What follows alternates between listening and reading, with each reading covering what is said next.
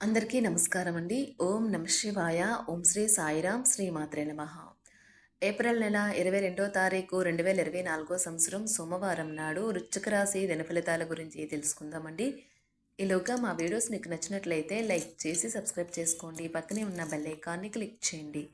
ఇప్పుడు మనం వీడియోలోకి వెళ్ళిపోదాం. ముందుగా వృశ్చిక రాశిలో ఉండే నక్షత్రాలు వచ్చి విశాఖ నక్షత్రం 4 పాదము, అనురాధ నక్షత్రం 1, 2, 3, 4 పాదములు, జ్యేష్ఠ నక్షత్రం 1, 2, 3, 4 పాదములు ఉంటాయి.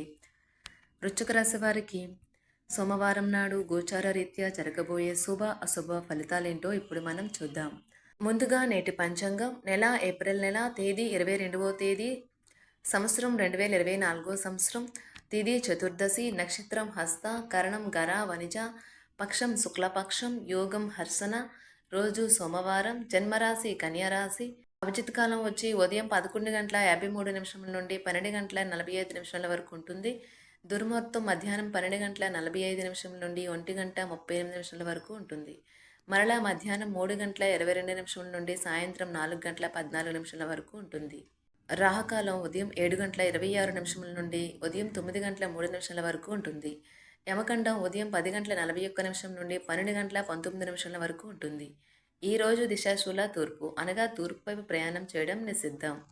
వృశ్చిక రాశి వారికి సోమవారం నాడు హై ప్రొఫైల్ కళ అంటే గొప్ప గత చరిత్ర కలవారనే కలిసినప్పుడు బెరుకుగా మారిపోయి ఆత్మవిశ్వాసాన్ని కోల్పోకండి.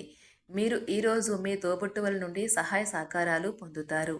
మీ కుటుంబ సభ్యులకి సహాయం చేయడానికి మీకున్న ఖాళీ సమయాన్ని కేటాయించండి. గ్రహగతుల రీత్యా ప్రేమ మీకు రాసిపెట్టి ఉన్నా కానీ ఇంద్రియ లోలత్వం దానిని నిరోధించడం వల్ల మీ సత్సంబంధాలను దెబ్బతింటాయి. ఎవరైతే విదేశీ ట్రేడ్ రంగాల్లో ఉన్నారో వారికి అనుకున్న ఫలితాలు సంభవిస్తాయి. ఈ రాశిలో ఉన్న ఉద్యోగస్తులకు కూడా వారి పనితనాన్ని చూపిస్తారు.